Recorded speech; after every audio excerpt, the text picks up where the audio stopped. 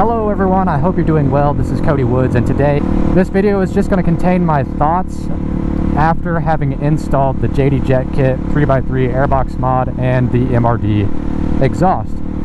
And we're going to talk about the performance gains. We're going to briefly discuss the cost, how difficult the install is, maybe some lessons learned, and maybe you can decide whether or not you want to do this yourself.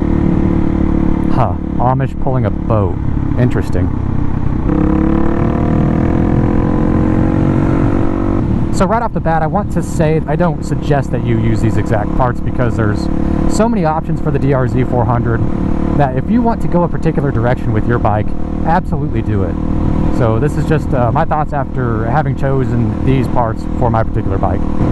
So I also didn't dyno the bike before and after, and I certainly didn't do any 0 to 60 runs before and after, get any times or anything like that. I don't have any physical data to show you with respect to performance gains. I literally just have the seat of the pants feel. But I mean, you can go online and there's people who have actually studied it a little bit, done some dyno runs and whatnot. You probably already know about what kind of horsepower increase you're gonna get anyway. I can say that I have noticed an increase in horsepower. The bike is peppier, but I don't think that's the real beauty behind this system of modifications. What I really love about it is the fact that I've unlocked horsepower deeper into the engine speed range, engine RPM range, deeper into the rev range, right? So now I can wrap the gears out further and the bike continues to pull, and that is a significant advantage to me. Yeah, you can always use a few extra horsepower, right? But having that horsepower deeper into the rev range is really the beauty here, to me anyway. That might be an unpopular opinion, I don't know. At the end of the day, horsepower is horsepower. It does help you do wheelies and shenanigans, and it'll help you off-road and all that stuff. So I mean, it's always a benefit. And all in all, this is some of the easiest horsepower you can get out of your DR-Z. Now, I would try to manage my expectations a bit. This isn't going to be like a light switch. It's not going to go from off to on. It's not going to be night and day different. I mean, you're starting with a slow, fat pig, as most people describe it, and you're going to end up with an improved slow, fat pig. So, but there's nothing wrong with that. That's why you bought a DR-Z, right? They're bulletproof and all that stuff. We all have our reasons. So you're still going to have a DR-Z400 at the end of the day, but it never hurts to unlock a little bit of horsepower. One of the things I didn't see coming was how much the 0 to 1/4 throttle range, that pilot jet range, I didn't realize that was going to improve as much as it did. Whenever the bike was stock, I kind of had this feeling that it was jumpy on those in the lug range, right? When you're lugging, when you're doing low speed maneuvers, or at least ones which you're not slipping the clutch. The JD Jet Kit has you put a 25 pilot jet in place of the factory 22.5. So you do richen up that pilot jet, and it's evident. It gets less jumpy. Now, it doesn't completely go away. I'm familiar with single cylinder bikes. I've been riding for quite a long time, and I started off on single cylinder dirt bikes, like a lot of you. And so I'm very familiar with the fact that single cylinder large displacement bikes are twitchy down low, but this really did improve it. And if you're a new rider, a DR-Z400 is a great option. And I can see how having that stock pilot jet, a lean pilot circuit, would kind of hurt your confidence a little bit. And that sucks, right? So, and that kind of leads me to another point. It makes me not exactly believe in the exhaust pipe so much. I think that you should absolutely, if you're thinking about these modifications, you should absolutely think about just jetting the carb and doing the 3x3 mod because it's so inexpensive. I mean, the jet kit's around 80 bucks. The MRD exhaust pipe cost me $552 to get it, the quiet insert, the spark arrestor, and the heat shield clamps to my doorstep. And just having rejetted your carburetor, your stock carburetor, and having done the 3x3 mod, you're going to reap the benefit of especially that down low in the rev range, low engine speed. You're gonna have that benefit there, where you're gonna increase rideability and therefore increase your comfort and your confidence whenever you're doing low speed maneuvers. And that can be very important for somebody who is starting out. Maybe you're a fresh rider, or maybe you've got years of experience and you just want something that rides better, right? And that JD Jet Kit's going to get that for you, or the Dyno Jet Kit, or whatever you want to run, whatever your preferred parts are. And I think that's very beneficial. And I have the added benefit of having ridden an S model with only a 3x3 and JD Jet Kit installed and no exhaust pipe, and I can report that it rides very well. It rides much the same as this one with the exhaust on it, and that exhaust is such a great portion of the overall cost of this system of modifications. And in addition to that, whenever you purchase the JD Jet Kit, they give you all of the jets and instructions necessary for any of these modifications. So if you just want to do the 3x3 and the Jet Kit, they have the jets and instructions available for you to do that, all in the same kit. And then if you want to grow from there, you also have the jets to do just a slip-on. And so if in the future you want to add a slip-on, you've already got the jets and instructions to do that. So you can just jet it with the Jet Kit, the JD Jet Kit, and then grow from there in the future. And that's super cool. And I think it's a great way to go. I mean, you can start out, you can work on your bike, you can get the carb out, you can learn about it and all that stuff, and you don't have to spend a bunch of money up front. And then in the future, you can buy that exhaust pipe. But I will say, while the exhaust pipe is the most expensive portion of the install of the system of modifications, it's probably also the biggest driver behind the change in experience you receive from having done the system of modifications, because that exhaust pipe is what gets you that exhaust tone when you're riding. It gets you better aesthetics and curb appeal. It gets you a little bit more horsepower and performance. And while it's absolutely the most expensive portion of that system of modifications, it's, like I said, it changes the experience the most significantly also.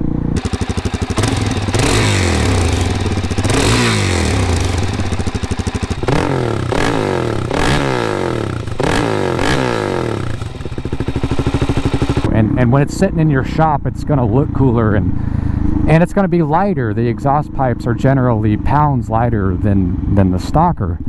So you're going to reap all those benefits by having swapped exhaust.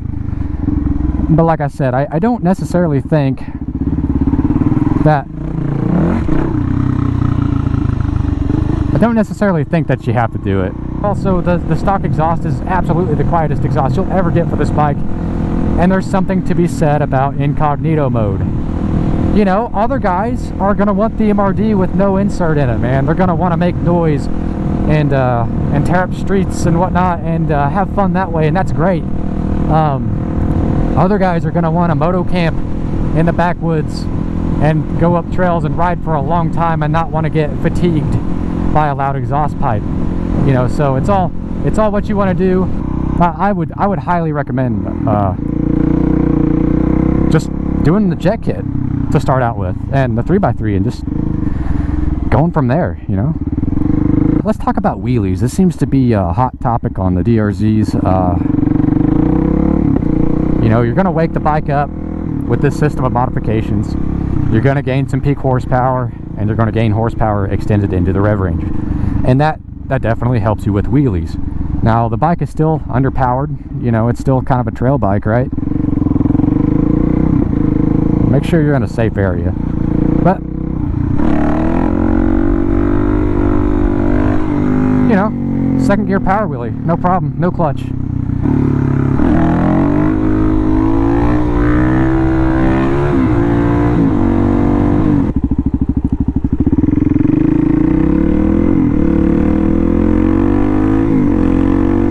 Let's try to third gear wheelie it. I don't know. I'm gonna leave the RPMs a little higher, and I'm gonna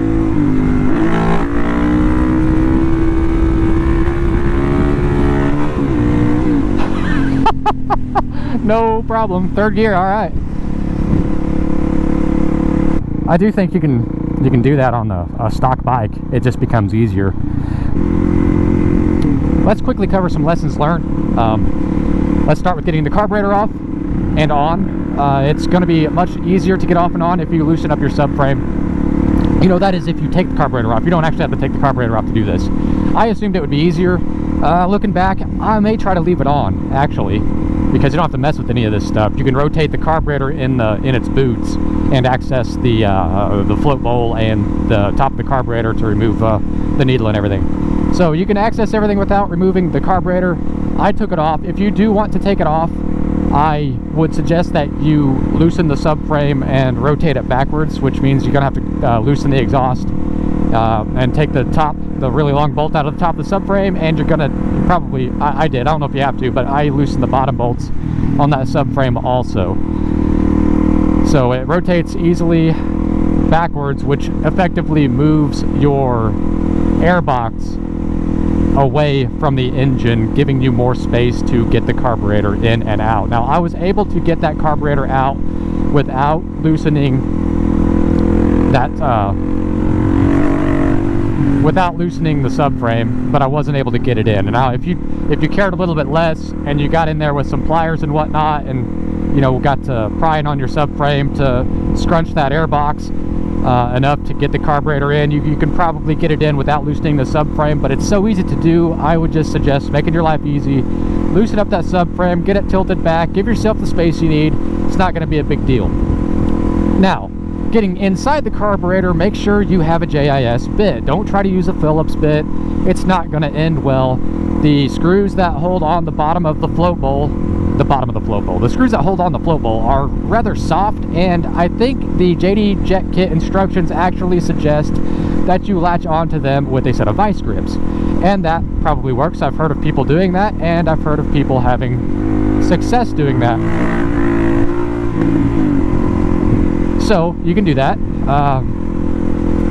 but I think there's a lot of people also that are getting those off with making sure that they're just using the correct bit, right? Just make sure you're using the JIS bit. Don't use a Phillips, you'll strip them out. There are some small parts inside the carburetor, but you don't really run any risk of losing anything as long as you're using a clean work surface. There's little washers or spacers on the needle itself. There's the C-clip that holds the needle position. There is a little spring that actuates the needle that you can lose. I actually dropped mine on the floor, was able to recover it. But nothing's going to come flying out of the carburetor. You're literally just dealing with some small parts. So prepare yourself to do that, and you won't have an issue. Removing the exhaust, make sure this bike has a pair valve, and there are parts of that pair valve system, some tubes, metal tubes that come fairly close to the exhaust fasteners that hold the header onto the head itself, and those are as well as the radiator is there also. So I have found that if you move the radiator up, you know, take the radiator loose and push on it so that it goes upward and out of your way.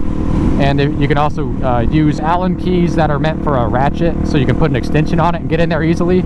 If you do those things, you don't have a problem accessing those fasteners, and it actually comes on and off very easily. If you just have a set of L-shaped Allen keys, I could see you having real difficulty removing the exhaust header. I believe a T-handle Allen key set would also work, because those are generally pretty long. Just make sure you have a set of Allen keys that will allow you to access the exhaust header bolts easily. Bolts, I think one's a bolt and one's a nut, an Allen nut. It's kind of a weird setup they got. Sure, there's a reason. And that's really, everything else is pretty cut and dry, and really I would suggest doing this project yourself. It's not difficult. If you've got experience working on bikes, you won't have an issue at all. You'll breeze right through all of it. If you're a newbie, this is a great learning experience. I was able to do this job. Of course, I've been working on bikes for a while, and I've been riding for quite some time also. But if you're new to all this, you won't find a bike that's easier to work on than this. And I would suggest doing this yourself to gain that experience, because you don't want to be caught taking your bike to a shop all the time. And like I said, I did mine in like a 10x10 shed it had a concrete floor and whatnot, but you don't need a lot of space, and you don't need a lot of tools to do this job. And it's gonna be some of the best learning you can do. A single cylinder bikes, they're incredibly easy to work on, and you know, if you start here and you do this project, then in the future you will be more inclined to do work yourself. And then, you know, one day if you step up into a different bike, maybe an adventure touring bike or a sport bike with multi-cylinders, chances are it's going to be fuel injected. But if it's not, I mean, you'll already have messed with carburetors and whatnot, and you know, it's just do it yourself. Give it an attempt. You know, if you get into trouble, you know, get online, leave me a comment on this video. I'll try to help you. You know, if you got a bike buddy that has some experience, consult them. You know, use the tools available to you, and you won't have an issue at all. So please don't take it to a shop. If you're on the fence about it, don't take it to a shop, man. Do it yourself. I think that's really about all I have. I'm almost home. So I think I've said everything I need to. The worst part about living in this part of Indiana is, like, you have to dodge so much crap on the roads. But hell, that's for a different day also. Alright guys, I'll let you go. Stay healthy, stay safe. Glad summer's starting to kick in. We can do some riding, man. I'll catch you all later. Take care.